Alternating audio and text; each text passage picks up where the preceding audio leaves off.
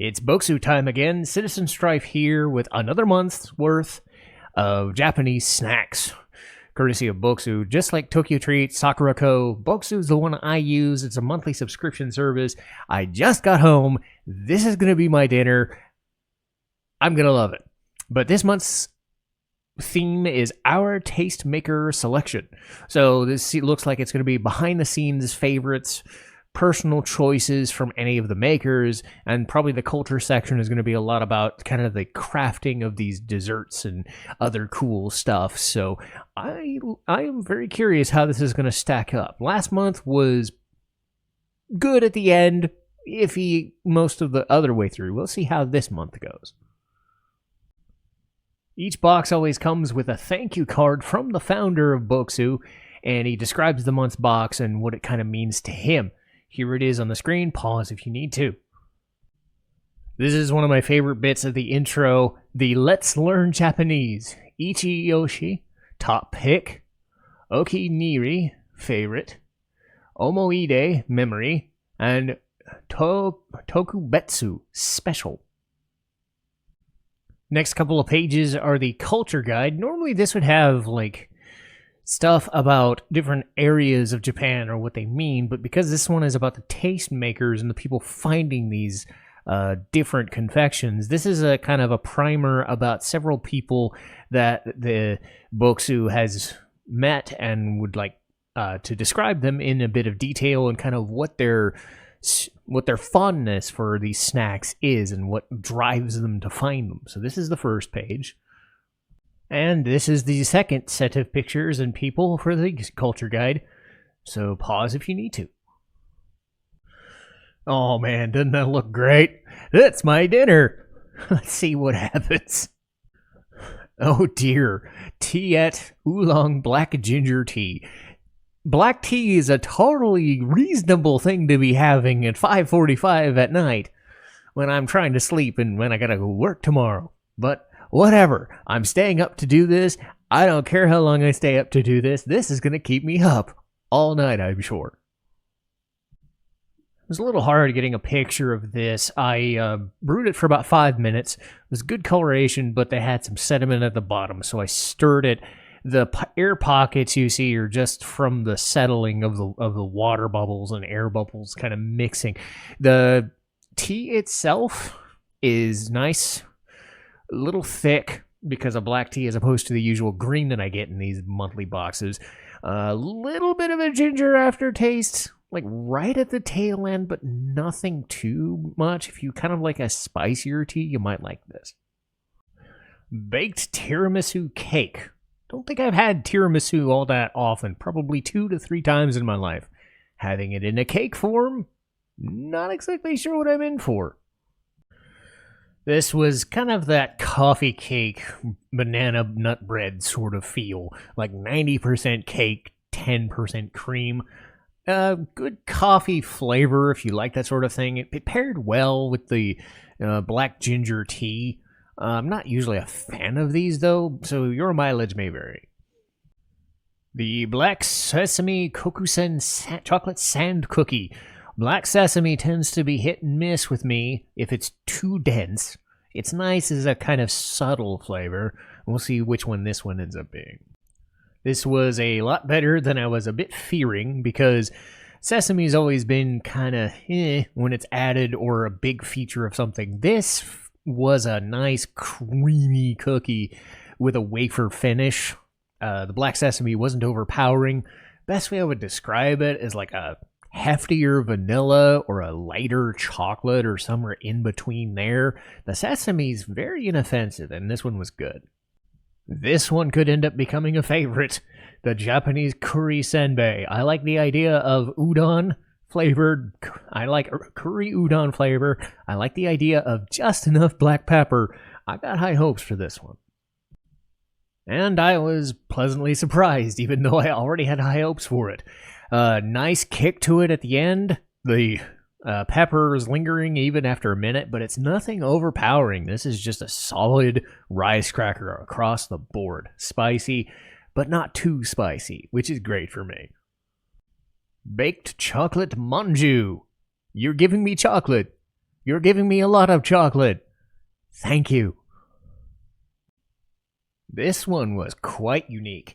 Not really a dark chocolate, not really a like mid chocolate, just kind of like a whipped chocolate flavor. It was very light, fluffy. It was really good to eat, and the kind of coating on top made it really nice to eat. The Kaki no Tane chocolate.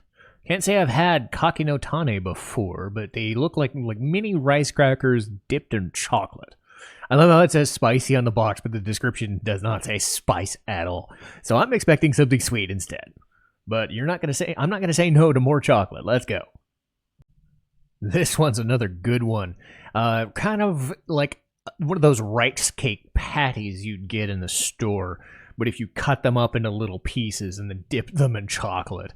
I'm almost tempted to say they remind me of pretzels, but with less salt. Oh, but man, this is another good one. Mont Blanc Kit Kat. Can't say I've ever had Mont Blanc before, but you give me white chocolate. I like it. Chestnut sounds interesting.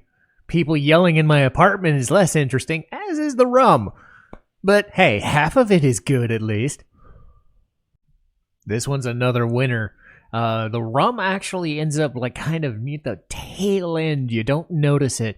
It just adds a subtle sweetness to what was already a really good, creamy, subtle nut flavor. Nothing overpowering. Just a perfect mix here. Beni Shoga Pickled Ginger Orare. So these rice crackers have pickled ginger and plum vinegar. I'm in for something distinct here. This one has that kind of crunchy Cheetos texture with a bit more like a salt and vinegar feel to it. So if like salt and vinegar Cheetos is the best way I would describe it. Subtle until you hit a little bit later. The kick from the ginger and the vinegar lasts quite a bit, but not overpowering, which was a surprise. Who asked for more chocolate? I did! It's Puku Puku Tai. I don't get taiyaki that often, but they filled it with chocolate this time. Good by me. Oh, man. So, sometimes I complain that these things are like 80% breading, 20% sweet. Try the opposite. This thing looks like there's no chocolate in it at all, but as soon as you bite into it a little bit, it's just like a wafer and then a bunch of chocolate in the middle. And this is fantastic. I want to go fishing. The coffee boucher. You know my thoughts on coffee. I'm not looking forward to this. And I was proven right. A nice subtle sugar at the beginning, but then as soon as I get into the coffee cream, I just... bleh. It's nice and creamy if you like coffee, but I've made it no secret that I don't. So no, this is the first downer. The sweet chocolate-infused pretzel. So, they put chocolate into the dough before making it. Let's see what happens. All I know is I'm gonna probably like it. Oh, come on. This is just not fair. Oh, this is like eating one of those chocolate cereals as a kid. This is so good. I'm not even joking. My God, I'm happy I get a second one of these. This is the best by far. God, this is so good. Can't say I signed up for wasabi today, but that's what I'm getting with churamame. So crunchy beans with wasabi. Oh dear. Thankfully for me, this was a 1 on the wasabi scale. My mouth thanks me. Nice crunch, and just enough kick of wasabi. Nothing that lingers, which is surprising, but it definitely hits you when you first get it. Getting down to the end here, so it's the ranking time for the speed round.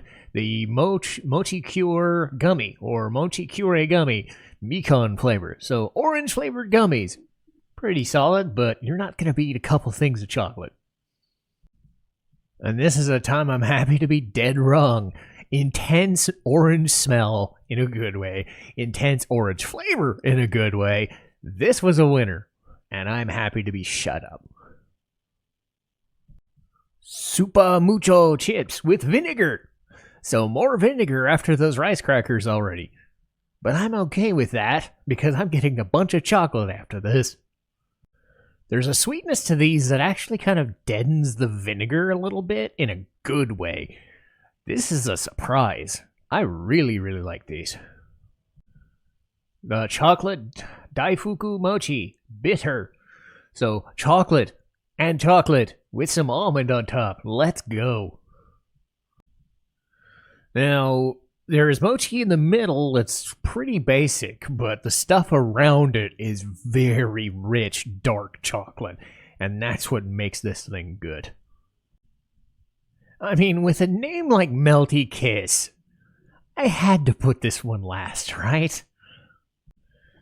And it was as good as I thought it would be. It melted.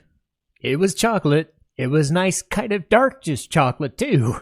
I don't think it's as good as the chocolate pretzel. That was the winner of this month, but man, this was a good month, though. Almost everything was great except for that coffee boucher thing. But man, I loved this one so much. But Bokksu is my preferred Japanese snack box subscription service. Again, Sakurako, Tokyo Treat, those like that. Monthly, I get it like $40-50 per month. And as you can tell, by months like this, it ends up being worth it in the long haul. So, another month is down, but I'll see you next time. Citizen Strive, signing off.